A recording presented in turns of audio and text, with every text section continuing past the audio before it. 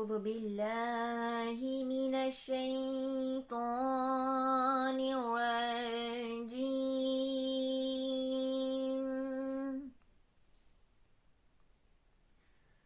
بسم الله الرحمن الرحيم.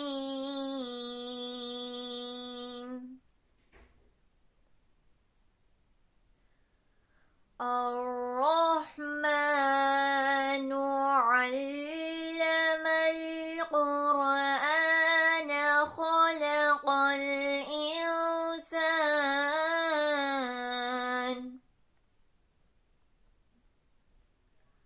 علمه البيان.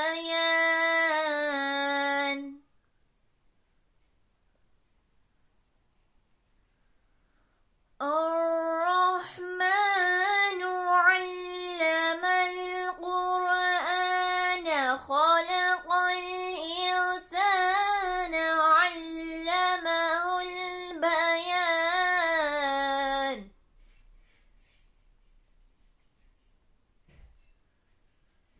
الشمس والقمر بحسبان والنجم والشجر يسجدان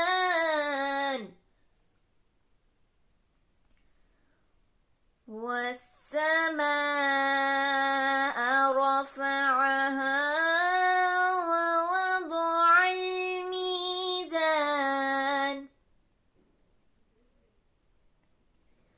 ألا تطغوا في الميزان وأقيموا الوزن بالقسط ولا تخسروا الميزان والأرض وضعها للأنام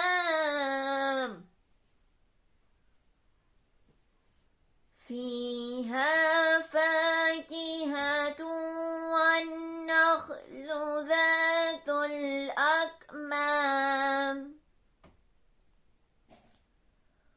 والحب ذو العصف والريحان فبأي آلاء ربكما تكذبان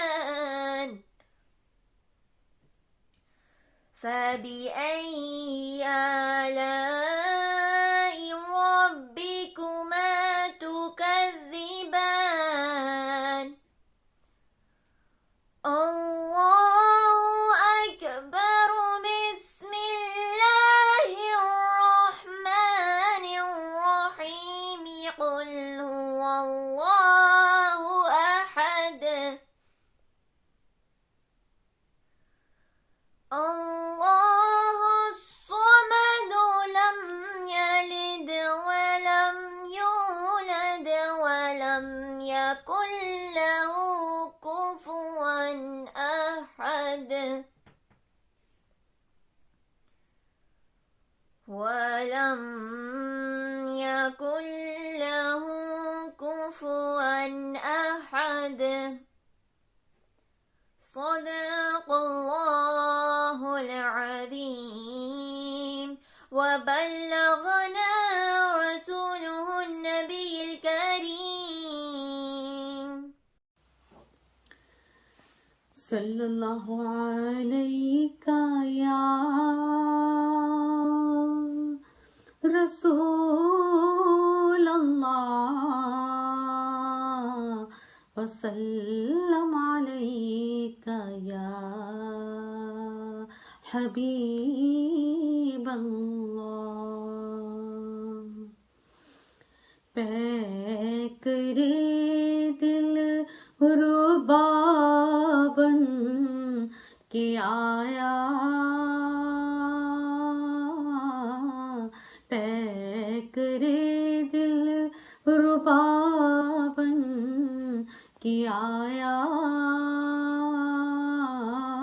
روح عرض و سما بن کے آیا روح عرض و سما بن کے آیا. سب رسول خدا بن کے آئے،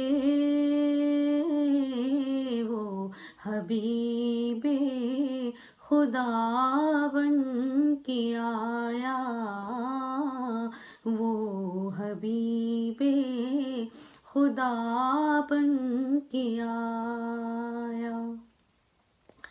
حضرت آمنہ کا دلارا، حضرت آمنہ کا دلارا، وہ حلیمہ کی آنکھوں کا تارا، وہ حلیمہ کی آنکھوں کا تارا، وہ شکستہ دلوں کا سہارا،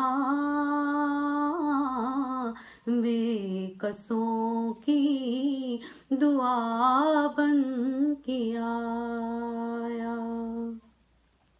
تاجداروں نے دی ہے سلامی، تاجداروں نے دی ہے سلامی، بادشاہوں نے کی ہے غلامی، بادشاہوں نے کی ہے غلامی. بے مثال ان کا اس میں گرامی، مصطفیٰ مجتبی بن کے آیا، مصطفیٰ مجتبی بن کے آیا. دست قدرت نے ایسا سجایا، دست قدرت نے ایسا سجایا، حسن تخلیق کو رشک آیا، حسن تخلیق کو رشک آیا. جس کا پایا کسی نے نہ پایا، وہ خدا کی رضا بن کے آیا. وہ نبی رحمت عالمی ہے، وہ نبی رحمت عالمی ہے، جو بھی ہے اس کے زیر نگی ہے، جو بھی ہے اس کے زیر نگی ہے. ایسا مختار دیکھا نہیں ہے، جیسا خیر الورا بن کے آیا. کیا ظہوری لکھے شان اس کی، کیا ظہوری لکھے شان اس کی، مدح کرتا ہے قرآن اس کی، مدح کرتا ہے قرآن اس کی. نعت پڑھتا ہے حسان اس کی، جو میرا رہنما بن کے آیا. سب رسول خدا بن کے آئے، وہ حبیب خدا بن کے آیا. پیکرے دل ربا بن کے آیا، روح ارض و سما بن کے آیا.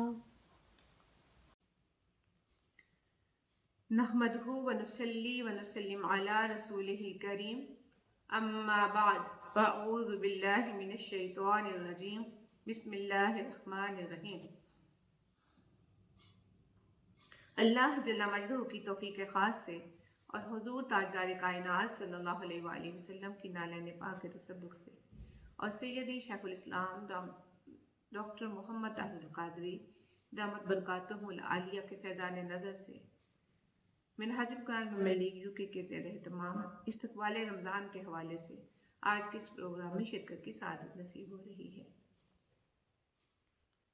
رمضان المبارک کا استقبال کرنا آقا نامدار تاجدار کائنات صلی اللہ علیہ وآلہ وسلم کی سنت مبارکہ ہے۔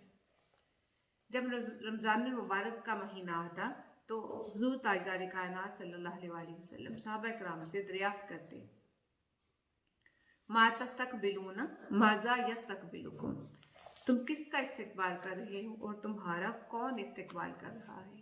ان الفاظ کو آقا علیہ السلام 3 بار دہراتے۔ اس پر حضرت عمر فاروق رضی اللہ تعالیٰ عنہ نے عرض کیا، یا رسول اللہ صلی اللہ علیہ وسلم، کیا آپ پر کوئی وحی اترنے والی ہے یا کسی دشمن سے جنگ ہونے والی ہے؟ حضور علیہ السلام نے فرمایا، ایسی کوئی بات نہیں۔ پھر آپ صلی اللہ علیہ وآلہ وسلم نے فرمایا، تم رمضان کا استقبال کر رہے ہو جس کی پہلی رات میں تمام اہل قبلہ کو معاف کر دیا جاتا ہے۔ رمضان المبارک وہ ماہ مقدس ہے جس کے فضائل خود زبان رسالت مآب صلی اللہ علیہ وآلہ وسلم نے بیان فرمائے۔ دنیا کا کون سا ایسا انسان ہے جو اس کی فضیلت اور مقام و مرتبہ کو آقا علیہ السلام سے بڑھ کر بیان کر سکتا ہے؟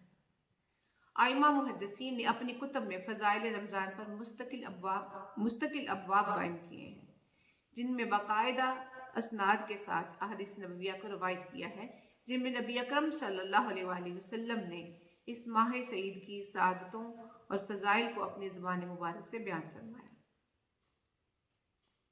چند احادیث مبارکہ کا ہم یہاں پر ذکر کریں گے۔ عن ابی ہریرہ قال قال رسول اللہ صلی اللہ علیہ وسلم، من صام رمضان ایمانا و احتسابا غفر له ما تقدم من ذنبه، متفق علیہ حدیث مبارک ہے یہ۔ حضرت ابو ہریرہ رضی اللہ تعالیٰ عنہ سے روایت ہے کہ رسول اکرم صلی اللہ علیہ وآلہ وسلم نے فرمایا، جو شخص بحالت ایمان ثواب کی نیت سے رمضان کے روزے رکھتا ہے، اس کے سابقہ گناہ بخش دیے جاتے ہیں۔ پھر ایک اور حدیث مبارکہ ہے، ان ابی ہریرہ قال قال رسول اللہ صلی اللہ علیہ وسلم، اذا دخل شہر رمضان فتحت ابواب السماء وفی روایت فتحت ابواب الجنت وغلقت ابواب جہنم وسلسلت الشیاطین۔ حضرت ابو ہریرہ رضی اللہ تعالیٰ عنہ سے مروی ہے کہ حضور نبی اکرم صلی اللہ علیہ وآلہ وسلم نے فرمایا، جب رمضان شروع ہوتا ہے تو آسمان کے دروازے کھول دیے جاتے ہیں، اور ایک روایت میں ہے کہ جنت کے دروازے کھول دیے جاتے ہیں اور جہنم کے دروازے بند کر دیے جاتے ہیں اور شیاطین کو زنجیروں میں جکڑ دیا جاتا ہے۔ ان ابی امامہ قال قلت یا رسول اللہ مرنی بعمل قال علیک بالصوم فإنہ لا عدل لہ۔ قلت یا رسول اللہ مرنی بعمل قال علیک بالصوم فإنہ لا عدل لہ۔ حضرت ابو امامہ نے روایت کیا ہے کہ میں نے عرض کیا، یا رسول اللہ صلی اللہ علیہ وسلم، مجھے کوئی ایسا عمل بتائیں جس سے میں جنت میں داخل ہو جاؤں۔ آپ صلی اللہ علیہ وآلہ وسلم نے فرمایا، روزہ رکھو، اس کے برابر کوئی عمل نہیں ہے۔ میں نے پھر عرض کیا، یا رسول اللہ مجھے کوئی اور عمل بھی بتائیں۔ آپ صلی اللہ علیہ وآلہ وسلم نے پھر فرمایا، روزہ رکھو، اس کے برابر کوئی عمل نہیں۔ پھر ایک اور حدیث مبارک ہے، ان ابی ہریرہ عن النبی قال الصیام جنۃ وحصن حصین من النار۔ حضرت ابو ہریرہ رضی اللہ تعالیٰ عنہ حضور نبی اکرم صلی اللہ علیہ وآلہ وسلم سے روایت کرتے ہیں کہ آپ صلی اللہ علیہ وآلہ وسلم نے فرمایا، روزہ ڈال ہے اور دوزخ کی آگ سے بچاؤ کے لیے محفوظ قلعہ ہے۔ ایک اور مقام پہ آقا علیہ السلام نے فرمایا، حضرت ابو ہریرہ رضی اللہ تعالیٰ عنہ اس کو روایت فرماتے ہیں کہ آقا علیہ السلام نے فرمایا، ہر ایک چیز کی زکوٰۃ ہے، اور جسم کی زکوٰۃ روزہ ہے، اور روزہ آدھا صبر ہے۔ ایک اور مقام پہ آقا علیہ السلام نے بیان فرمایا ہے، سہل بن سعد سے مروی ہے کہ آقا علیہ السلام نے فرمایا، جنت میں ایک دروازہ ہے جسے ریان کہا جاتا ہے، قیامت کے دن روزہ دار اس میں سے داخل ہوں گے، اور ان کے سوا اس میں سے کوئی اور جنت میں داخل نہیں ہوگا۔ کہا جائے گا کہاں ہے روزہ دار؟ پس وہ کھڑے ہوں گے، جب وہ داخل ہو جائیں گے تو اسے بند کر دیا جائے گا، پھر کوئی اور اس دروازے سے داخل نہیں ہو سکے گا۔ ایک اور حدیث مبارک میں حضرت ابو ہریرہ رضی اللہ تعالیٰ عنہ روایت کرتے ہیں کہ آقا علیہ السلام نے فرمایا، تمہارے پاس ماہ رمضان آیا، یہ مبارک مہینہ اللہ تعالیٰ نے تم پر اس کے روزے فرض کیے ہیں۔ اس میں آسمانوں کے دروازے کھول دیے جاتے ہیں اور جہنم کے دروازے بند کر دیے جاتے ہیں اور بڑے شیاطین جکڑ دیے جاتے ہیں۔ اس مہینہ میں اللہ تعالیٰ کی ایک ایسی رات بھی ہے جو 1000 مہینوں سے افضل ہے، اور اس کے ثواب سے جو محروم ہو گیا سو وہ محروم ہو گیا۔ ماہ رمضان کے روزے ایک ایسی عبادت ہے جو اپنے اندر بہت سی خصوصیات رکھتے ہیں۔ ان میں سے ہم چند کا ذکر یہاں پر کریں گے۔ تمام عبادات ماں سوائے روزہ کے ظاہری اعضاء سے تعلق رکھتی ہیں، جبکہ روزہ باطن سے تعلق رکھتا ہے۔ نماز کو اگر لیں تو نماز ایک خاص وقت میں اسی تک محدود ہے جب تک نمازی اس عمل نماز میں شاغل رہتا ہے، مگر دیگر اوقات میں وہ نماز کی حالت میں نہیں رہتا۔ روزہ دار جب روزہ رکھتا ہے تو پھر طلوع فجر سے غروب آفتاب تک ہر لمحہ روزے اور عبادت میں ہے، اور اس کا دل اپنے رب کی طرف متوجہ رہتا ہے، خواہ وہ سو رہا ہے یا بیداری کی حالت میں ہے۔ پھر مال و دولت کی زکوٰۃ سال گزرنے پر 40واں حصہ ادا کی جاتی ہے۔ روزہ بدنی اور جسمانی نعمت کی زکوٰۃ ہے، اس لیے پورے کا پورا بدن روزے سے ہوتا ہے، گویا کہ روزہ شکم سیری کی زکوٰۃ ہے۔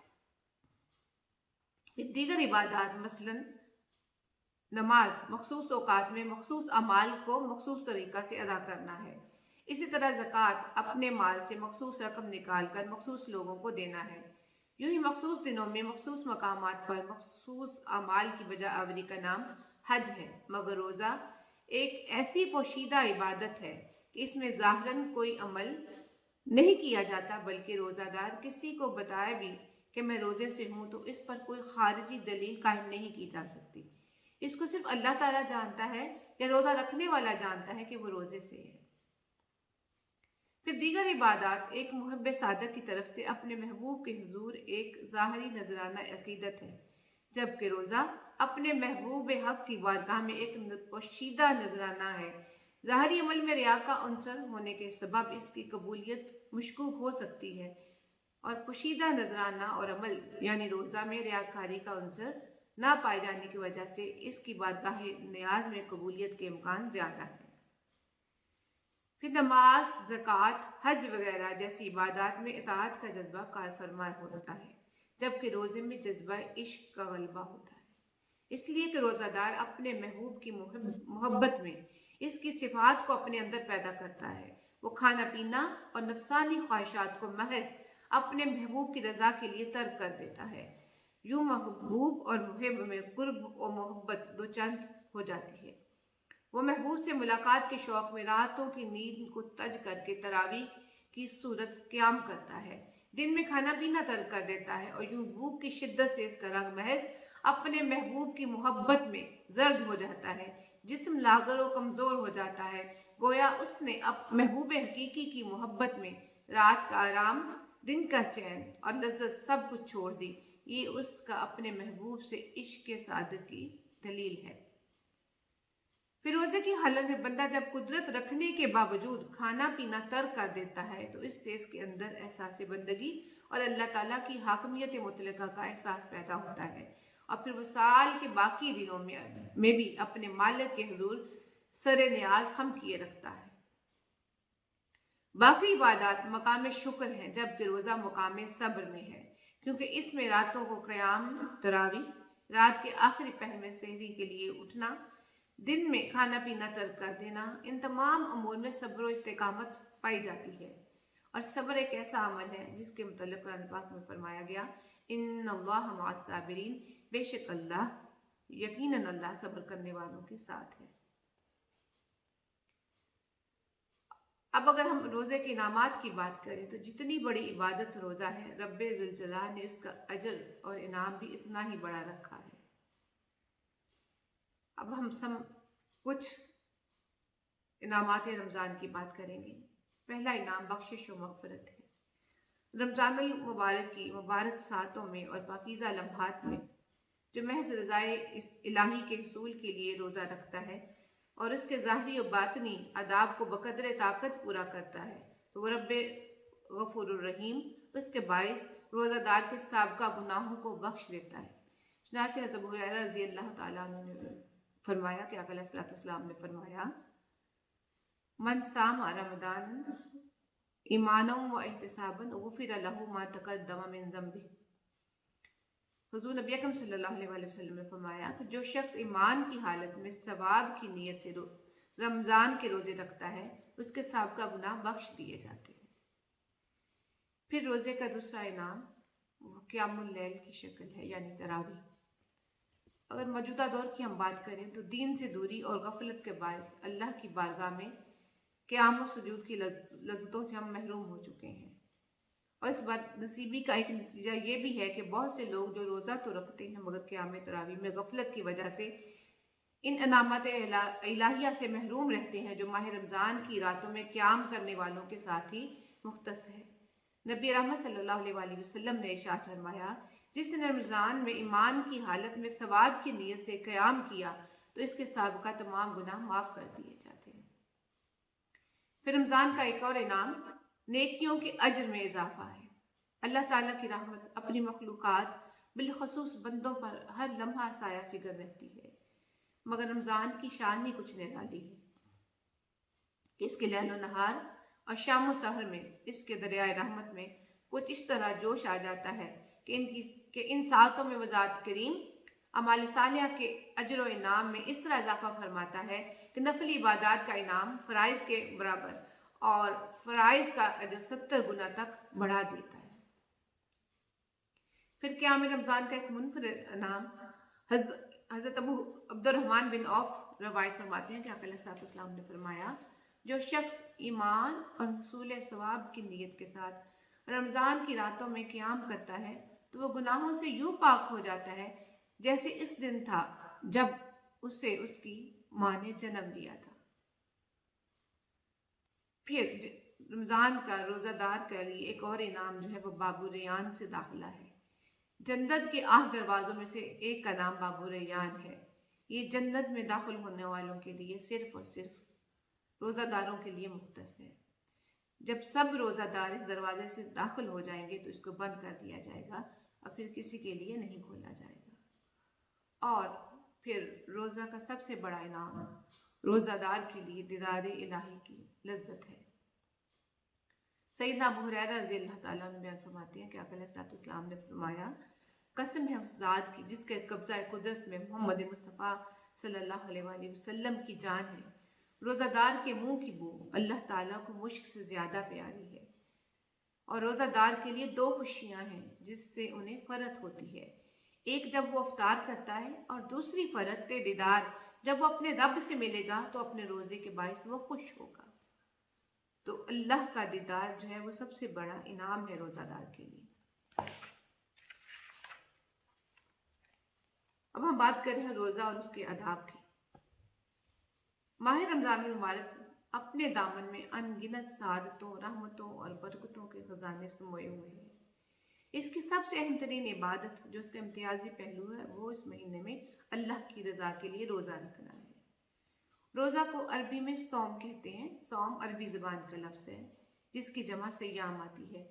اس کے لغوی معنی روکنے کے ہیں، لیکن شرعی اور فقہی اصطلاح میں صوم کا مطلب طلوع آفتاب سے لے کر غروب آفتاب تک کھانے پینے اور نفسانی خواہشات کی تکمیل سے رکے رہنا ہے۔ روزہ جس قدر عظیم عبادت ہے اس کے آداب بھی اسی قدر زیادہ ہیں، اس لیے روزے کی حقیقی برکات حاصل کرنے کے لیے ان آداب کا بجا لانا ضروری ہے، اس لیے کہ روزہ محض کھانا پینا ترک کر دینے کا نام نہیں ہے۔ آقا علیہ الصلوۃ والسلام نے فرمایا، حضرت ابو ہریرہ رضی اللہ تعالیٰ عنہ روایت فرماتے ہیں کہ جو شخص بحالت روزہ جھوٹ بولنا اور اس پر برے عمل ترک کرنا نہیں چھوڑتا تو اللہ تعالیٰ کو اس کی کوئی ضرورت نہیں کہ وہ کھانا پینا چھوڑ دے۔ یعنی جو شخص جھوٹ بولنا نہیں چھوڑتا اور برے اعمال کو ترک نہیں کرتا تو اللہ تعالیٰ کو اس کے صرف کھانا پینا چھوڑنے کی کوئی ضرورت نہیں۔ پھر آقا علیہ الصلوۃ والسلام نے فرمایا، جس روز تم میں سے کوئی روزہ سے ہو تو نہ وہ فحش کلامی کرے اور نہ جھگڑا کرے، اگر اسے کوئی گالی دے یا لڑے تو وہ یہ کہہ دے کہ میں روزہ سے ہوں۔ پھر آقا علیہ الصلوۃ والسلام نے مختلف مقامات پر آداب صوم سے آگاہ فرماتے ہوئے امت کی رہنمائی فرمائی۔ ایک اور مقام پر فرمایا، جھوٹ اور غیبت ایسے اعمال بد ہیں جن سے روزہ اپنے اثرات و تاثیر کھو دیتا ہے۔ پہلے یہ ڈھال کے طور پر حفاظت کرتا اور نیکیوں کی طرف بڑھنے کا راستہ آسان کرتا چلا جاتا ہے، مگر اخلاق رذیلہ کی وجہ سے یہ اپنے اندر موجود قوت مدافعت کھو دیتا ہے۔ آقا علیہ السلام نے جو فرمایا کہ روزہ ڈال ہے جب تک کوئی اسے پھاڑ نہ ڈالے۔ آپ سے پوچھا گیا اسے کیسے پھاڑا جا سکتا ہے؟ آقا علیہ السلام نے فرمایا، جھوٹ اور غیبت کے ذریعے۔ اس تناظر میں اگر ہم اپنے اعمال و اخلاق کا جائزہ لیں تو ہم میں سے اکثریت ایسی ہے جسے پورے دن کی بھوک و پیاس کے علاوہ کچھ اور حاصل نہیں ہوتا، اس لیے کہ عمل میں کار فرما روح کا لحاظ نہیں رکھا گیا۔ ایک اور مقام پہ آقا علیہ السلام نے ارشاد فرمایا، بے شک روزہ لغویات اور بیہودہ باتوں سے بچنے کا نام ہے۔ دوسرے مقام پر فرمایا، جس کے اعضاء حرام کاموں سے نہیں رکتے اسے میری خاطر کھانا پینا چھوڑنے کی ضرورت نہیں۔ روزے کے فوائد و ثمرات سے مستفید ہونے کے لیے ضروری ہے کہ صرف پیٹ ہی بھوک و پیاس برداشت نہ کرے بلکہ جسم کے باقی اعضاء بھی اللہ تعالیٰ اور اس کے رسول کی رضا کی خاطر بندگی اختیار کرتے ہوئے نظر آئیں۔ حضرت جابر رضی اللہ تعالیٰ عنہ روایت کرتے ہیں کہ آقا علیہ السلام نے فرمایا، جب تو روزہ رکھے تو چاہیے کہ تمہارے کان، آنکھیں اور زبان جھوٹ اور گناہ سے رک جائیں، یہاں تک کہ اپنے خادم کو بھی تکلیف نہ دے۔ ایسی اہم ترین عبادت جس کی اس قدر اہمیت بیان کی گئی ہو، لازم ہے کہ اس کے باطنی اور ظاہری آداب و تقاضوں کو پورا کیا جائے تاکہ انسانی وسعت کی حد تک اس کے پورے طور پر ادا کیا جا سکے۔ اب اگر ہم روزے کے درجات کی بات کریں تو روزے کے 3 درجے ہیں۔ ایک ہے عام لوگوں کا روزہ۔ پہلا درجہ عام لوگوں کا روزہ یہ کہ کھانے پینے اور ازدواجی تعلقات سے اپنے آپ کو روکے رکھنا۔ پھر دوسرا درجہ ہے خواص کا روزہ، پیٹ اور شرمگاہ کے علاوہ کان، آنکھ، زبان، ہاتھ، پاؤں اور تمام اعضاء کو گناہوں سے باز رکھنا۔ اور تیسرا درجہ ہے خواص الخواص کا روزہ، یہ کہ ما سوی اللہ یعنی اللہ کے سوا ہر ایک سے کٹ کر صرف اللہ کی طرف متوجہ ہو جانا۔ اللہ تعالیٰ کی ذات سے محبت کا تقاضا یہ ہے کہ اگر خواص الخواص والا روزہ نہیں رکھ سکیں تو کم از کم خواص والا روزہ رکھتے ہوئے اپنے پورے بدن کو اللہ کی نافرمانی اور شیطان کی پیروی سے بچائے رکھیں تاکہ رمضان المبارک کی حقیقی ثمرات کے مستحق قرار پا سکیں۔ تو اگر ہم روزے کی اقسام کی بات کریں تو روزے 3 قسم کے ہیں۔ پہلی قسم ہے فرض، اور پھر واجب اور پھر نفل۔ فرض کی بھی آگے 2 قسمیں ہیں، معین اور غیر معین۔ فرض معین جیسے ادائے رمضان کا روزہ رکھنا، اور فرض غیر معین جیسے رمضان کے روزے کی قضا کرنا۔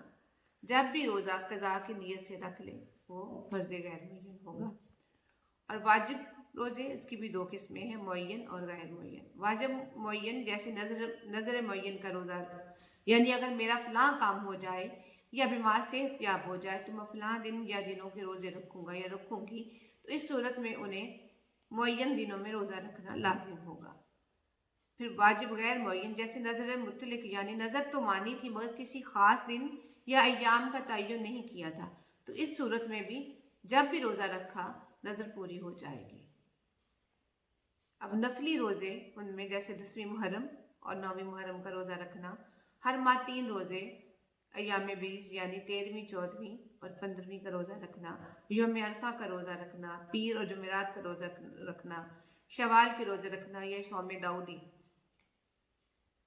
اگر ہم مکروہ روزوں کی بات کریں تو عید اور ایام تشریق کے روزے رکھنا مکروہ تحریمی ہے، اور صوم دہر یعنی ہمیشہ روزہ رکھنا اور صوم وصال روزہ رکھ کر افطار نہ کرنا، یہ مکروہ تنزیہی ہے۔ اگر روزے کا شرعی حکم دیکھیں تو ہر عاقل، بالغ، تندرست اور مقیم مسلمان اور عورت جبکہ وہ حیض و نفاس سے پاک ہو، اس پر روزہ رکھنا فرض ہے، فرض عین ہے۔ اس کا انکار کرنے والا کافر اور بلا عذر شرعی چھوڑنے والا سخت گناہگار ہے۔ روزے کے بعد ضروری جو فقہی کام ہے ہم ان کا ذکر کرتے ہیں۔ نیت، پہلا ہے نیت دل کے ارادے کا نام ہے اور ہر عمل کا دار و مدار نیت پر ہے، جیسا کہ حدیث پاک ہے کہ انما الاعمال بالنیات، بے شک اعمال کا دار و مدار نیتوں پر ہے۔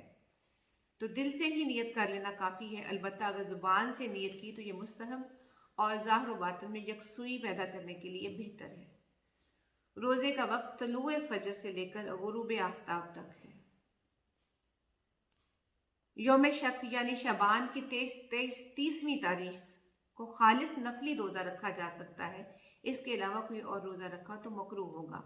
اگر 30 شعبان ایسے دن آئی کہ وہ روزہ رکھنے کا عادی تھا تو اس کے لیے اس دن روزہ رکھنا افضل ہے۔ مثلا کوئی شخص پیر یا جمعرات کا روزہ رکھتا ہو اور 30ویں شعبان بھی اسی روزہ آ جائے تو اس کے لیے روزہ رکھنا افضل ہے۔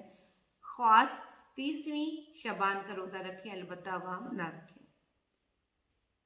اب ایسی چیزیں جو کہ روزہ توڑ سکتی ہیں ان کا ذکر کریں گے۔ پہلا کہ دانستہ ازدواجی تعلقات قائم کرنا، اگر انسان کو معلوم ہو کہ میرا روزہ ہے، یاد ہو، تو اس سے کفارہ اور قضا دونوں لازم آئیں گے۔ قصداً کھانے پینے سے روزہ ٹوٹ جاتا ہے، قضا اور کفارہ دونوں لازم ہوں گے۔ ہر وہ چیز جو منہ میں رکھنے سے گل جاتی ہے، مثلا چینی، شکر، گڑ وغیرہ، اور منہ میں رکھے اور وہ گل گئی تو روزہ جاتا رہا، قصداً رکھی تو کفارہ ہے اور قضا دونوں لازم ہوں گے۔ دانتوں سے خون نکل کر حلق تک پہنچ گیا اور اس کا ذائقہ روزہ دار نے محسوس کیا تو روزہ نہ رہا، اس صورت میں صرف قضا لازم آئے گی۔ روزہ کے یاد ہوتے ہوئے کوئی دوا استعمال کی تو قضا اور کفارہ دونوں واجب ہیں۔ اگر کسی نے جان بوجھ کر منہ بھر کر کہہ کی تو اس پر قضا لازم ہے، اس سے کم ہو تو وہ لعاب کے تابع ہے، یعنی کتنا لعاب ہے اس کی حقیقت دیکھنی پڑے گی۔ اگر کسی نے کوئی ایسی چیز نگل لی جس سے جسم کو فائدہ نہیں ہوتا، یعنی وہ دعا یا غذا نہیں بن سکتی، جیسے کنکری یا موتی، اگر اسے نگل لیا تو اس صورت میں بھی روزہ فاسد ہو جائے گا۔ چونکہ یہ صورتاً افطار ہے اس لیے اس پر قضا لازم ہے، مگر چونکہ یہ مانن افطار نہیں اس لیے اس پر کفارہ لازم نہیں ہوگا۔ دانتوں کے درمیان کوئی چیز چنے کے برابر یا زیادہ تھی، اسے کھا گیا، یا کم ہی تھی مگر منہ سے نکال کر پھر کھا لی تو روزہ ٹوٹ گیا اور قضا لازم ہوگی۔ حقہ، سگریٹ، سگار وغیرہ پینے سے اور پان، تمباکو وغیرہ کھانے سے بھی روزہ ٹوٹ جاتا ہے۔ جن چیزوں سے روزہ نہیں ٹوٹتا اس کا ہم ذکر کریں گے۔ اگر بھول کر کھایا، پیا اور وظیفہ زوجیت ادا کیا تو روزہ نہیں ٹوٹتا۔ بات کرتے ہوئے منہ سے تھوک نکلی جس سے ہونٹ تر ہو گئے، یا اسے واپس لے لیا، یا بلغم وغیرہ منہ میں آئی اور نگل گیا تو اس سے روزہ نہیں ٹوٹتا، البتہ ایسا کرنا احتیاط کے خلاف ہے اور طبعی نفاست کے بھی خلاف ہے۔ مکھی، دھواں یا گرد حلق میں جانے سے روزہ نہیں ٹوٹتا، لیکن اگر قصداً مکھی نگل لی یا خود دھواں اندر کھینچا تو اس صورت میں بھی روزہ ٹوٹ جائے گا۔ دوائی یا آٹا پیس رہا تھا یا چھان رہے تھے تو اس کا ذائقہ حلق میں محسوس ہوا تو اس صورت میں بھی روزہ نہیں ٹوٹے گا۔ सोते में अगर गुस्ल फर्ज हो गया तो इससे भी रोज़ा नहीं टूटता। चंद वो अमूर जिनसे रोज़ा मकरूह होता है उनका जिक्र करते हैं। रोज़ादार के लिए कुल्ली और गरारा करते हुए मुबालगा करना मकरूह है। मुंह में थूक जमा करके इसको निगल जाना भी मकरूह है। बिला उज़्र रोज़े की हालत में किसी चीज़ का चखना या चबाना मकरूह है। इसमें उज़्र से मुराद ये है कि अगर किसी खातून खाना का शौहर जालिम है या नौकर का मालिक जालिम है, नमक मिर्च के ज़्यादा होने की सूरत में इस पर तशद्दुद करेगा या नाराज़ होगा, तो इस सूरत में ऐसी औरत और नौकर को सिर्फ इस कदर चखने की इजाज़त है कि वो चीज़ हलक तक ना पहुँचे, और अगर हलक तक पहुँच गई तो रोज़ा टूट जाएगा। झूठ, चुगली, गीबत, गाली देना, बेहुदा कलाम करना, बेहुदा और फोश कलाम सुनना, फोश लिटरेचर पढ़ना रोज़े के आदाब के खिलाफ और मकरूह है। गूंद चबाने से रोज़ा नहीं टूटता अगर वो गूंद थूक के साथ मैदे तक ना पहुंची हो, लेकिन ऐसा करना मकरूह है क्योंकि ये बज़ाहिर किसी चीज़ का खाना है। याद रहे कि गूंद से मुराद वो गूंद है जो दरख्तों से हासिल होती है। च्युइंगम से रोज़ा टूट जाता है कि अक्सर तौर पर इसमें मिठास पाई जाती है जो हलक तक पहुंच जाती है। वो उमूर जिनसे रोज़ा नहीं टूटता, जिनसे रोज़ा मकरूह नहीं होता, उनका हम जिक्र करेंगे। दोपहर या शाम के वक्त तर मसवाक का इस्तेमाल मकरूह नहीं है। खुशबू लगाना, सर में तेल लगाना, कंघी करना, सुरमा लगाना, खुशबू सूंघना और गर्मी के मौसम में ठंडक के लिए जिस्म पर गीला कपड़ा लपेट लेना ये मकरूह नहीं है। रोज़े का कफ़ारा, अगर रोज़ा टूट गया तो उसका कफ़ारा है वो क्या है? रोज़ा तोड़ने का कफ़ारा ये है कि एक गुलाम आज़ाद करे, जो कि आजकल सूरत हाल नहीं है। मुसलसल 60 यानी 2 माह के रोज़े रखे या 60 मिस्कीनों को पेट भरकर 2 वक्त का खाना खिलाए। 60 रोज़ों में एक भी रोज़ा छूट गया, यानी अगर 60 रोज़े रखे जा रहे हैं कफ़ारे की सूरत में, तो एक भी रोज़ा छूट गया तो दोबारा 60 मुकम्मल करने पड़ेंगे। अब वो सूरतें जिनमें रोज़ा ना रखने की रुख्सत है उनका जिक्र करेंगे। अल्लाह रब्बुल इज़्ज़त किसी भी नफ्स पर उसकी ताकत से ज़्यादा बोझ नहीं डालता, इसलिए इबादत के मामले में भी उसने इस्तिस्नाई सूरतों से अपने बंदों को रुख्सत दी है कि वो आसानी की राह इख्तियार करें, खुद को मुश्किल में मुब्तला ना करें। रोज़े के मामला में भी बाज़ ऐसी सूरतें हैं कि बंदा किसी शरई उज़्र के बायस माह रमज़ान में रोज़ा रख नहीं सकता, तो शरीयत ने इसको इस अमर की इजाज़त दी है कि वो बाद में कज़ा कर ले। इसकी चंद सूरतें हैं।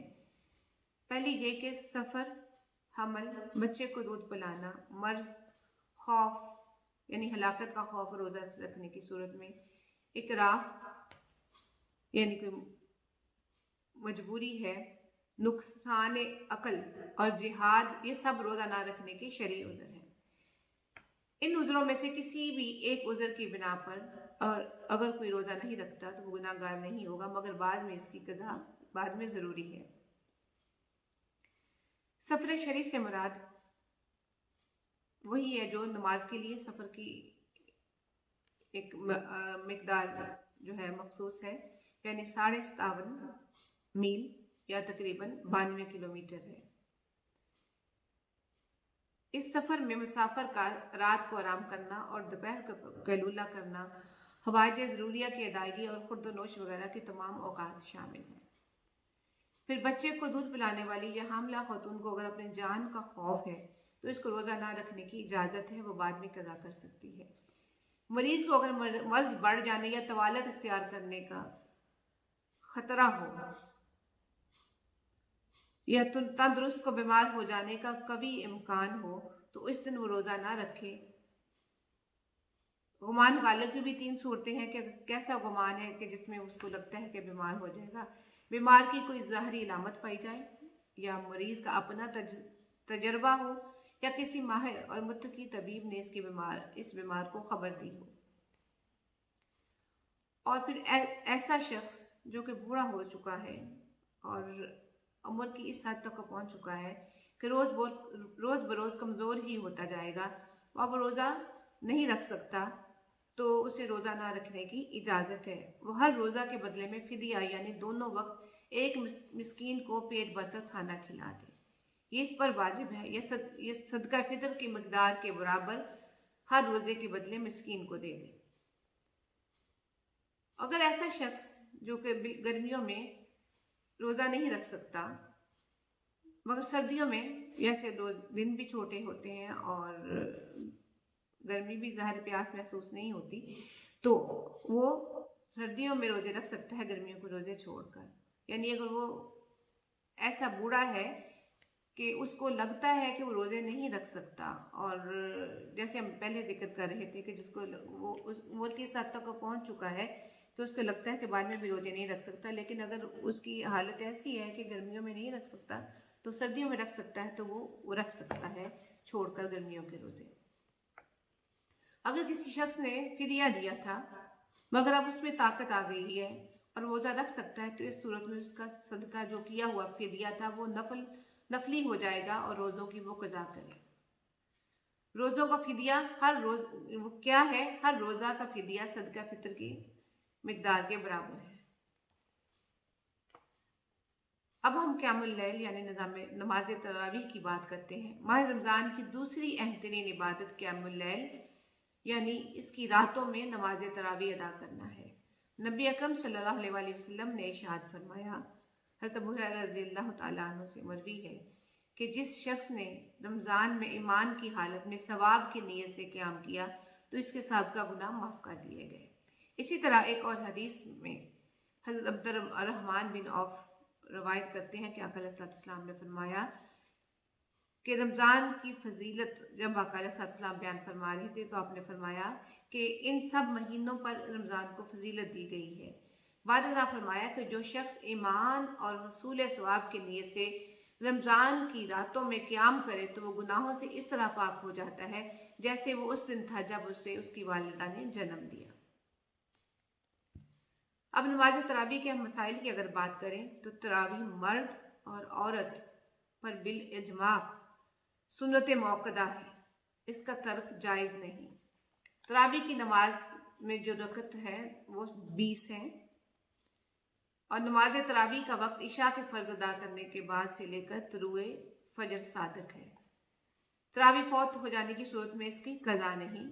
تراویح میں ایک بار قرآن مجید ختم کرنا سنت موقدہ ہے. ہر 4 رکعت کے بعد ترویحہ پڑھنا مستحب ہے. ترویحہ میں دعا، درود شریف، ذکر وغیرہ کرنا مستحسن ہے.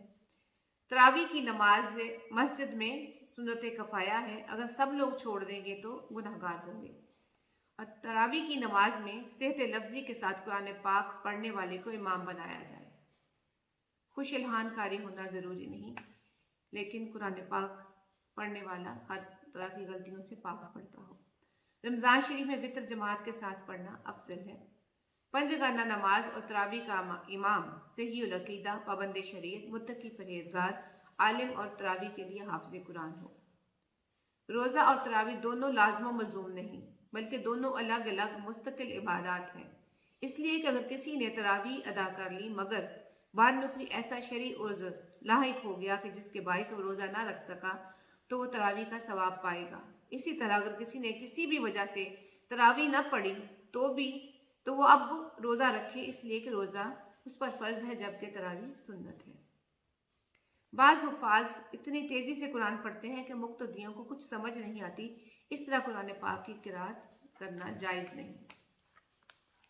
تراویح میں نابالغ بچے کی امامت جائز نہیں، اس لیے کہ فرض سنت موقدہ وطر میں نابالغ بچے کا امامت کرانا اس کی اقتداء درست نہیں. ایک بار بسم اللہ جہر سے پڑھنا سنت اور ہر صورت کی ابتدا میں پڑھنا مستحب ہے. تراویح پڑھتے ہوئے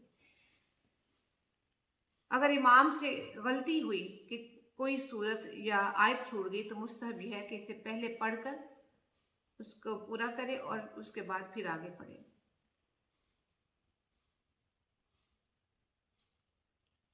اور پھر اگر ہم رمضان المبارک میں جو معمولات ہیں اس میں کثرت قرآن پاک کی اب ہم بات کریں گے.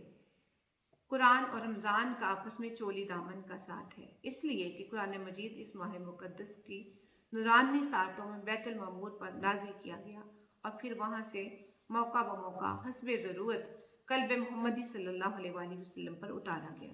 اس لیے اس ماہ مقدس کی عبادات اور امور خیر میں سے افضل ترین کام کثرت کے ساتھ قرآن مجید کی تلاوت ہے.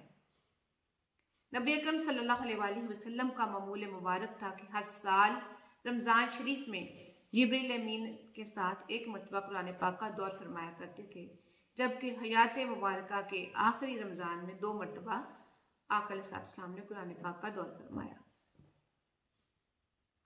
گویا کہ اس ماہ مقدس میں بالخصوص قرآن مجید کی تلاوت کرنا، قرآن سننا اور سنانا سنت نبوی اور سنت جبرائیل علیہ السلام ہے۔ اس کے علاوہ آپ کا یہ بھی معمول تھا کہ قرآن صحابہ میں سے کسی سے منتخب صورتیں قرأت و تجوید اور حسن صوت کے ساتھ بھی سماعت فرمایا کرتے تھے۔ قرآن مجید کی جب بھی تلاوت کی جائے اس کے روحانی فوائد حاصل ہوتے ہیں۔ ہم چند فوائد کا یہاں پر ذکر کریں گے۔ قرآن پاک کی تلاوت ایک افضل ترین عبادت ہے، جس کے لیے ارشاد فرمایا گیا کہ میری امت کی، آقا علیہ السلام نے فرمایا، میری امت کی سب سے افضل ترین عبادت تلاوت قرآن ہے۔ اور پھر قرآن پاک کے ایک ایک حرف کی تلاوت پر 10 نیکیاں لکھی جاتی ہیں۔ تلاوت قرآن سے پجمردہ اور پریشان دلوں پر سکون نازل ہوتا ہے۔ تلاوت قرآن سننے کے لیے فرشتے زمین پر اترتے ہیں۔ قرآن کی تلاوت کرنے والے کا جنت میں اعزاز و اکرام کیا جائے گا۔ قرآن مجید قیامت کے روز اپنے تلاوت کرنے والے کی شفاعت کرے گا۔ قرآن مجید اللہ تعالیٰ کا دسترخوان ہے جو اس میں شامل ہو گیا، امن پا گیا۔ قرآن مجید پڑھنے والے کو بغیر مانگے عطا کیا جاتا ہے، اور قرآن مجید کی تلاوت کرنے کا شمار اللہ تعالیٰ کے فرما بردار بندوں میں ہوتا ہے۔ قرآن مجید کی تلاوت سے سینہ انوار الہیہ سے منور اور روشن ہو جاتا ہے، اور قرآن مجید کی تلاوت سے آخرت میں نیکیوں کا ذخیرہ ہوگا، اور قرآن مجید کی تلاوت سے مکان و مقیم پر خیر و برکات نازل ہوتی ہیں، اور تلاوت قرآن سختیوں سے نجات عطا کرتی ہے۔ پھر رمضان المبارک میں صدقہ فطر کے علاوہ صدقہ و خیرات کرنا اپنے اندر ہزارہ خیر و برکات رکھتا ہے۔ سیدہ عائشہ صدیقہ رضی اللہ تعالی عنہا سے مروی ہے کہ رمضان المبارک میں آقا علیہ السلام کی سخاوت ایسی ہوتی تھی جیسے موسلادھار بارش، یعنی کثرت کے ساتھ آپ خیرات کیا کرتے تھے۔ رمضان المبارک میں صلاۃ التسبیح کی بھی اہمیت ہے۔ صلاۃ التسبیح کی فضیلت یہ ہے کہ آقا علیہ السلام نے فرمایا کہ اگر ہو سکے تو روزانہ پڑھو، اور ممکن نہ ہو تو ہفتہ میں ایک بار پڑھو، اگر یہ بھی ممکن نہیں تو مہینہ میں ایک بار پڑھ لی جائے، اور اگر یہ بھی ممکن نہ ہو تو سال میں ایک بار پڑھو، اگر ایسا نہ ہو سکے تو پوری زندگی میں ایک بار پڑھ لو۔ اس لیے کوشش کرنا چاہیے کہ رمضان المبارک میں کم از کم ایک مرتبہ نماز تراویح پڑھ لی جائے، اس لیے کہ اس مقدس مہینہ میں نوافل کا اجر و ثواب فرضوں کے برابر اور فرائض کا ثواب 70 گنا تک بڑھا دیا جاتا ہے۔ البتہ پہلے فرائض کی پابندی اور ادائیگی ہو، پھر نوافل میں مشغول ہونا چاہیے، اس لیے کہ جس نے فرائض کو ادا نہ کیا اللہ تعالیٰ اس کی نفلی عبادت کو قبول نہیں فرماتا۔ پھر رمضان کی ایک بہت اہم خصوصیت اعتکاف ہے۔ اعتکاف کا لغوی معنی قیام کرنا اور رکے رہنا کے ہیں، جبکہ اس اعتکاف کے شرعی اصطلاحی معنی ہے کہ روزے کی حالت میں مخصوص جگہ یعنی مسجد میں اعتکاف کی نیت سے قیام کرنا۔ اعتکاف کی 3 اقسام ہیں، ایک واجب یعنی نظر کیا ہوا یا مانا ہوا، یہ نظر مانا ہوا یا منت مانا ہوا، پھر سنت رمضان کے آخری 10 دنوں کا اعتکاف، اور پھر مستحب یعنی جب بھی مسجد میں داخل ہوں تو اعتکاف کی نیت کر لینا مستحب اعتکاف ہے۔ اللہ کی رضا اور خوشنودی کے لیے گھر بار اور دینی معاملات کو چھوڑ کر رمضان کی آخری عشرہ میں مسجد میں قیام پذیر ہونا اعتکاف ہے۔ مرد مسجد میں اعتکاف کرتے ہیں، عورتوں کے لیے گھر میں کرنا بہتر ہے۔ اگر کہ اجتماعی صورتیں ہو جیسے منہاج القرآن انٹرنیشنل کے مرکزی سیکریٹریٹ لاہور میں اجتماعی اعتکاف ہوتا ہے تو وہاں پہ وہ ایک ماحول ہوتا ہے، وہ ایک علیحدہ صورت ہے، لیکن اگر کسی نے انفرادی کرنا ہے تو عورتیں گھر میں اعتکاف کریں اور مرد مسجد میں۔ تو رب کریم کے جو انعامات معتکف پر ہوتے ہیں ان کا تذکرہ آقا علیہ السلام کی زبان مبارک سے سنتے ہیں۔ آپ نے فرمایا وہ گناہوں سے روک دیا جاتا ہے، اس کے لیے ایسی نیکیاں لکھی جاتی ہیں جو تمام نیکیوں پر عمل کرنے والوں کے لیے لکھی جاتی ہیں۔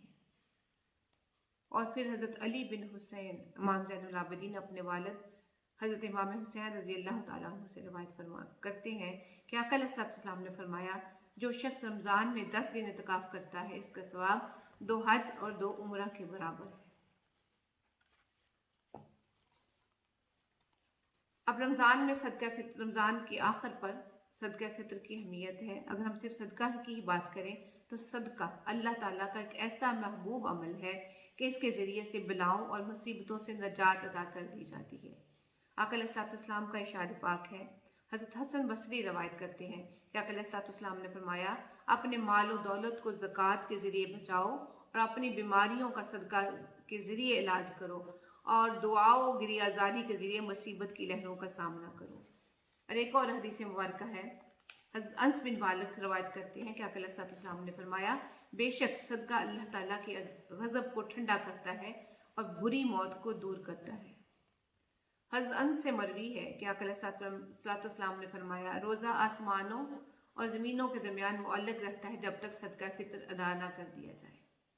افضل یہ ہے کہ عیدگاہ کی طرف جانے سے پہلے صدقہ فطر ادا کر دیا جائے، لیکن ادا نہ کیا گیا تو بعد میں بھی ادا کر دے، وہ ادا ہی ہوگا، قضا نہیں ہوگا۔ جب تک ادا نہ کیا جائے ساقط نہیں ہوگا۔ عید کے دن صبح صادق ہوتے ہی صدقہ فطر واجب ہو جاتا ہے، لہٰذا جو شخص صبح صادق ہونے سے پہلے مر گیا تو اس پر صدقہ فطر واجب نہیں۔ صدقہ فطر ہر مسلمان آزاد مالک نصاب پر، جس کا نصاب حاجت اصلیہ سے فارغ ہو، واجب ہے۔ حاجت اصلیہ سے مراد ہے کہ جس کے انسان کو زندگی گزارنے کے لیے ضرورت ہوتی ہے۔ صدقہ فطر واجب ہونے کے لیے عاقل بالغ ہونا شرط نہیں۔ جس کو زکوٰۃ دینا جائز ہے اس کو صدقہ فطر بھی دیا جا سکتا ہے۔ مرد مالک نصاب پر اپنے اور اپنے چھوٹے بچوں کی طرف سے صدقہ فطر واجب ہے۔ اگر بچہ بالغ اور صاحب نصاب ہو تو اس کا صدقہ فطر اسی کے مال میں سے ادا کیا جائے۔ مجنون بچہ اگرچہ بالغ ہو مگر غنی نہ ہو تو اس کا صدقہ بھی اس کے باپ پر واجب ہے۔ صدقہ فطر واجب ہونے کے لیے روزہ رکھنا شرط نہیں، خواہ کسی عذر یا بلا عذر روزہ نہیں رکھا، جب بھی اس پر صدقہ فطر واجب ہے۔ باپ نہ ہو تو دادا باپ کی جگہ یعنی اپنے یتیم پوتے پوتی کی طرف سے اس پر صدقہ دینا واجب ہے۔ ماں پر اپنے چھوٹے بچوں کی طرف سے صدقہ دینا واجب نہیں۔ بیوی یا بالغ اولاد کا فطرہ ان کے بغیر اذن دے دیا تو ادا ہو گیا، بشرطے کہ اولاد اس کے عیال یعنی زیر کفالت ہو، یعنی اس کا نفقہ وغیرہ اس کے ذمہ ہو، ورنہ اولاد کی طرف سے بلا اذن ادا نہ ہوگا۔ ایک شخص کا فطر ایک ہی مسکین کو دینا بہتر ہے، اگر چند مساکین کو دے دے تب بھی جائز ہے۔ ماں باپ، دادا دادی، نابالغ بہن بھائی اور دیگر رشتہ داروں کا فطرہ اس کے ذمہ نہیں اور بغیر حکم ادا بھی نہیں کر سکتا۔ صدقہ فطر کی مقدار جو ہے بہتر اور افضل یہ ہے کہ جو سال بھر جو چیز خود کھاتا ہے اسی کے حساب سے صدقہ فطر ادا کیا جائے۔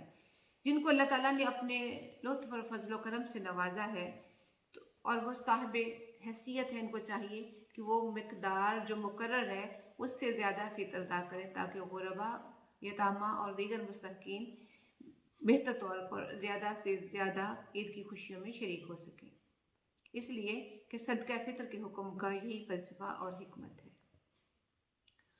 اب ہم رمضان المبارک میں جو تقریبات ہیں یا رمضان المبارک کے مشہور واقعات ہیں ان کا ذکر کریں گے مختصراً۔ سب سے پہلے سیدہ کائنات سیدہ فاطمہ الزہرا رضی اللہ تعالی عنہا کا یوم وصال۔ سیدۃ النساء العالمین، آقا علیہ السلام کی آنکھوں کی ٹھنڈک، آقا علیہ السلام کے جگر کا ٹکڑا، آپ کی سب سے لاڈلی اور چہیتی بیٹی سیدہ فاطمہ رضی اللہ تعالیٰ عنہ، آپ کا لقب زہرا بتول ہے اور آپ کی ولادت 39 نبوی میں ہوئی اور آپ کا وصال مبارک 3 رمضان مبارک کو ہوا۔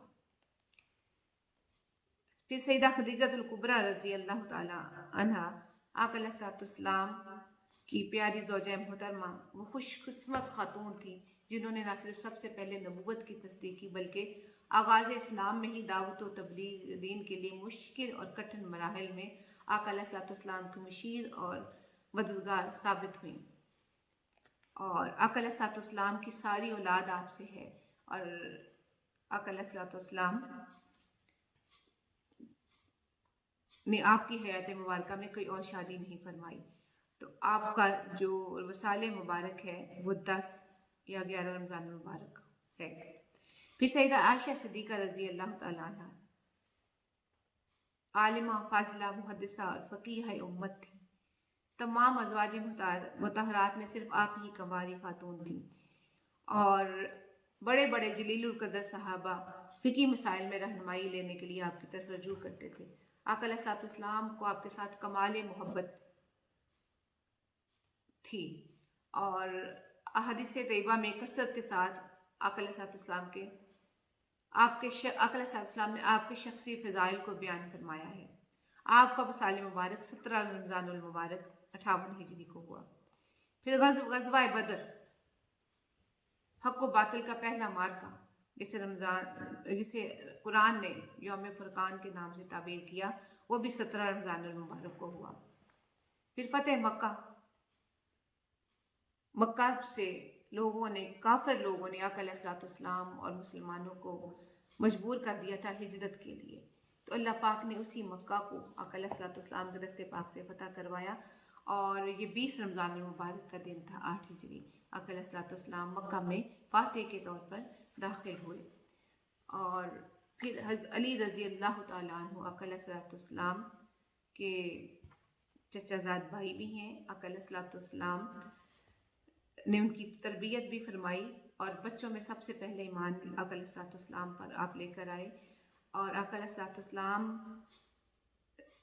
کی پیاری بیٹی سیدہ فاطمہ رضی اللہ تعالیٰ عنہ کے شوہر نامدار علی رضی اللہ تعالیٰ عنہ کا یوم وصال 21 رمضان المبارک۔ اور پھر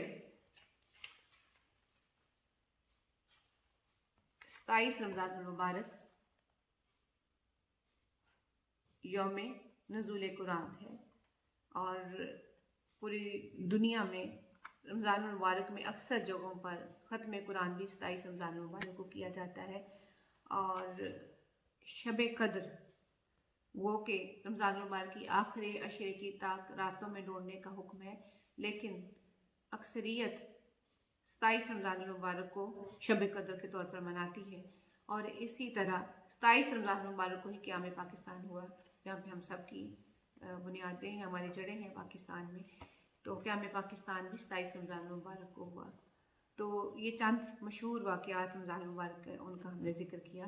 اللہ رب العزت کی بارگاہ میں دعا ہے کہ اللہ رب العزت ہمیں رمضان المبارک کے ثمرات کو حقیقی معنوں میں سمیٹنے کی توفیق عطا فرمائے، اور رمضان المبارک کے حقوق کو صحیح معنوں میں پورا کرنے کی توفیق عطا فرمائے۔